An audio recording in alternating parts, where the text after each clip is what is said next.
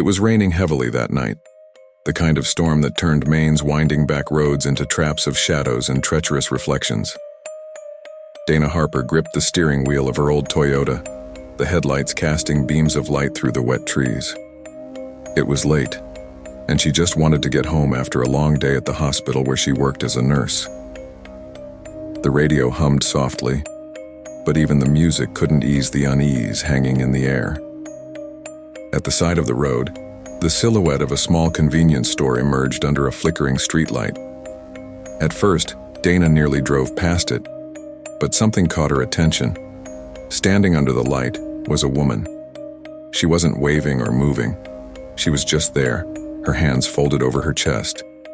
Dana slowed down, and for a moment the woman's eyes caught the headlights, revealing a gaze that seemed hollow.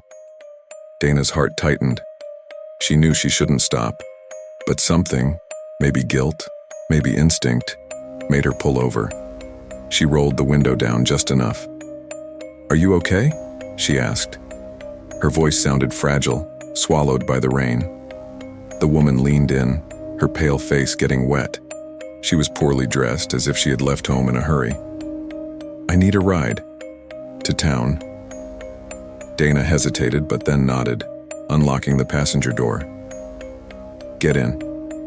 The car filled with the smell of wet earth and something faintly sweet. The woman didn't talk much, answering only in monosyllables. Her name was Marcy, and she was coming back from a visit. As they drove through the town center, Dana asked where exactly she should drop her off. Marcy gestured vaguely toward an old residential neighborhood filled with abandoned houses. "Right there is fine," she said at last, with a faint smile that sent a shiver through Dana. Dana parked, watching as Marcy stepped out without looking back and disappeared into the darkness between the houses.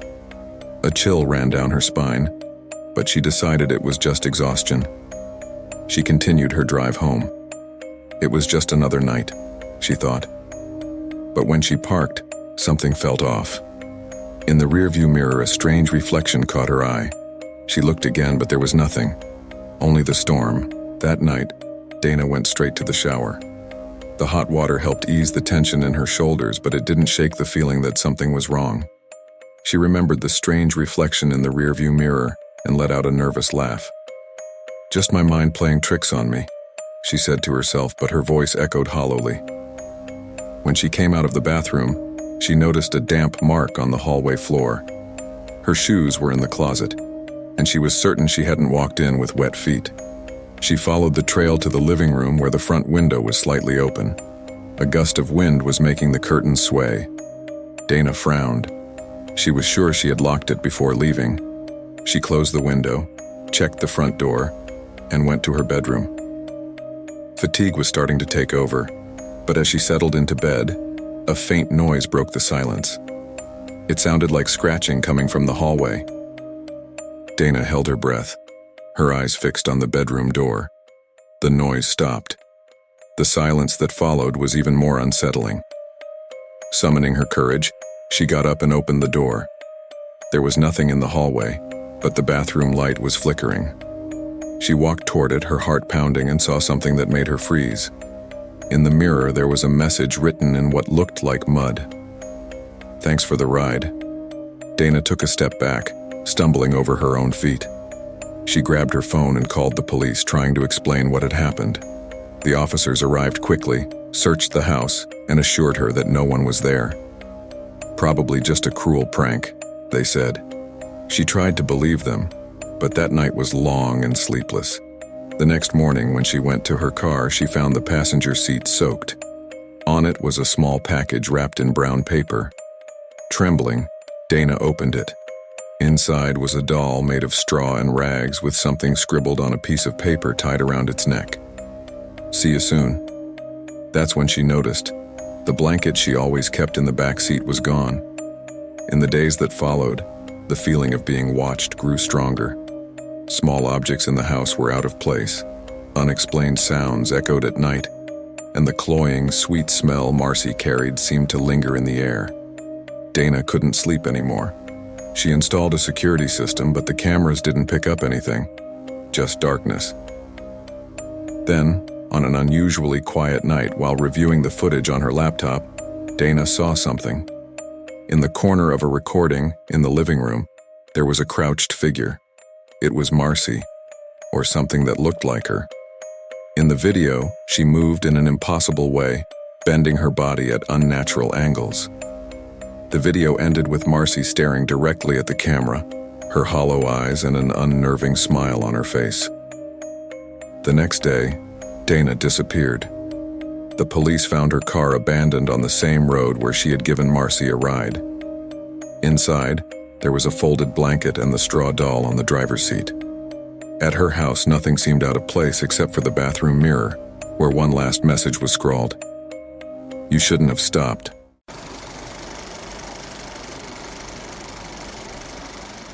On that freezing early morning, the scariest thing wasn't the darkness or the biting wind. It was the sound of the gray truck's tires stopping beside me. Jenna would never forgive herself for leaving her phone in Kyle's car. The party had been fun at first, but she knew she'd overdone it with the drinks. Walking home alone to Brighton seemed like her only option, especially since Kyle wasn't answering anyone's calls. The clock in the kitchen at the party house read 1:17 a.m. when she stepped out. The icy wind whipped against her face and the road was deserted.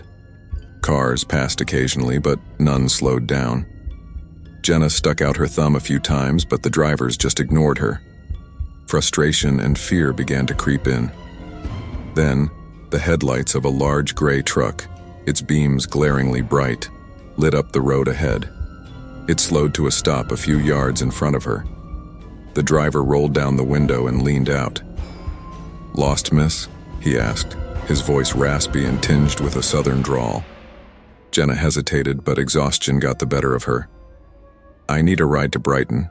It's just a little further ahead." He smiled, his teeth stained with tobacco. "Hop in. I ain't gonna let you freeze." The inside of the truck was old, smelling of cigarettes and mildew. Jenna hesitated before settling into the passenger seat. The man, who didn't introduce himself, started driving without saying much, but there was something unsettling about him. Maybe it was the way his eyes seemed to assess her through the rearview mirror, or the way his fingers tapped rhythmically on the steering wheel. Gradually, he started talking. At first, it was simple questions. "Do you live alone? Do your parents know you're out this late?" Jenna kept her answers vague, trying not to show her unease. But then he said something that made her skin crawl. "You know, a girl alone at this hour, it's not safe. Lots of bad people out there." She forced a nervous laugh. "That's why I'm thankful for the ride." He looked at her with a crooked smile. "I don't think you've quite grasped the danger yet." That's when Jenna realized he wasn't following the correct route anymore. "Hey, you just passed my street," she said, trying to keep her voice steady. He ignored her, continuing to drive calmly as he turned up the volume on the radio. Jenna started to sweat despite the cold. The sound of the truck's engine seemed louder, drowning out her thoughts. "Please, you need to turn here," she insisted, pointing to a narrow street that led to her neighborhood. The man chuckled, a harsh, humorless sound. "Relax, Missy, I'll get you home. I just thought we could talk a bit first." Jenna noticed he was slowing down. There were no more houses around, just open fields and darkness. She tried to discreetly reach for the door handle, but the man noticed. With a quick motion, he locked the doors with the push of a button. "Not so fast," he said, the smile vanishing from his face. Panic began to take over Jenna. "Please let me out. I won't tell anyone, I swear." He didn't respond right away, just looked at her with a gaze that froze her soul. "You think that's how this works?" Suddenly, a flash of blue lit up the road. Jenna quickly turned her head and saw a set of patrol lights. A police car was parked on the shoulder, watching as the truck slowed down. The man cursed under his breath. "Damn it." He glanced at Jenna as if weighing his options. "Stay quiet," he ordered, but his voice now sounded less confident. When the truck stopped, the officer got out of his car and approached the driver's side. "Good evening," he said. "Everything okay here?" "Yes, sir. Just giving this young lady a ride." The officer looked over at Jenna. "Are you all right, miss?" She didn't waste a second. "No, please help me," she shouted, pointing at the door. The officer immediately instructed the driver to turn off the vehicle and step out. The man hesitated but eventually complied. As the officer led him away, Jenna unlocked the door and ran to the patrol car. Inside, she quickly explained everything, her voice shaking. Later, while waiting for her parents to arrive at the station, Jenna overheard one of the officers saying something that made her blood run cold again. "This guy, we've seen him before. He has a record. He's been investigated for disappearances in the area." She never found out what happened to the man or if he was convicted, but that night changed her life forever.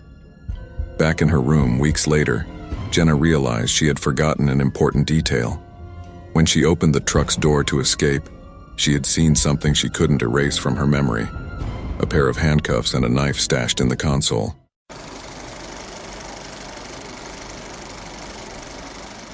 The air was freezing when Emily opened her eyes. Her head throbbed as if a thunderstorm had been trapped inside it. She was lying on the edge of a dirt road, covered in dust and dry leaves clinging to her skin. She had no idea where she was or how she had gotten there. The last flash of memory was loud music and the smell of beer in the suffocating basement of a college party. The first thing she noticed was the absence of her belongings. Her phone, her wallet, even the earrings she had been wearing were gone.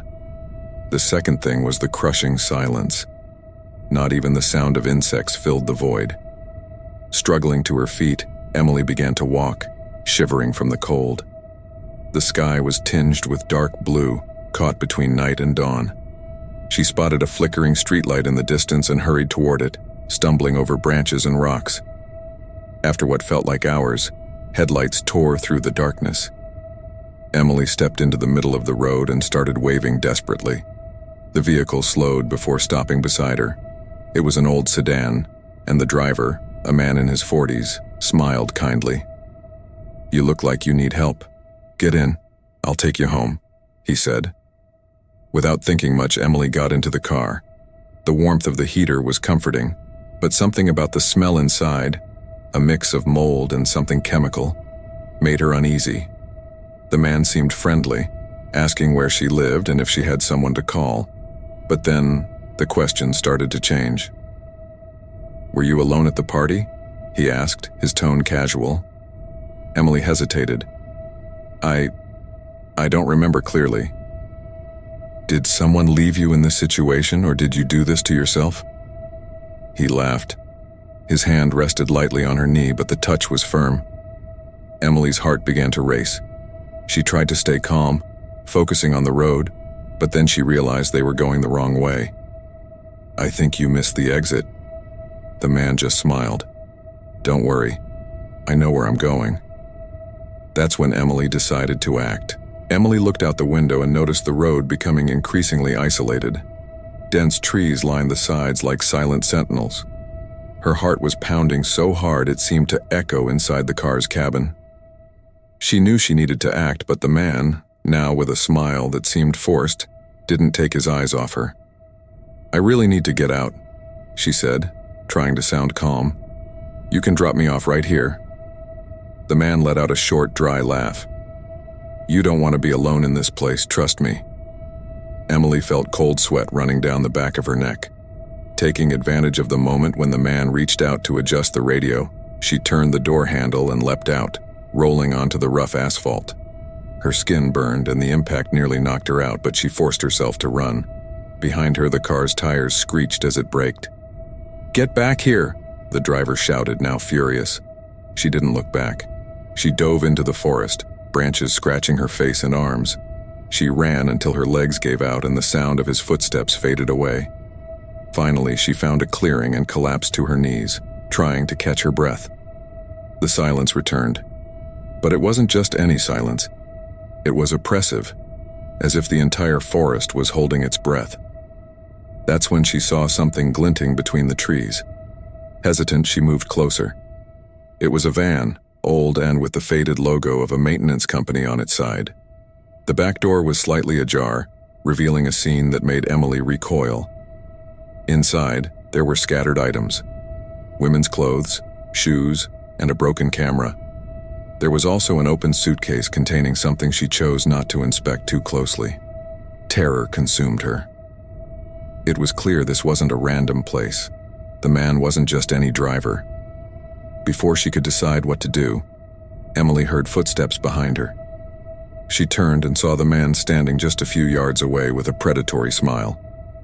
"I told you, you shouldn't have left the car." She backed away but tripped over something on the ground, a piece of wood. Acting on pure instinct, she grabbed it and swung at him, striking his temple. He fell, groaning, but didn't pass out.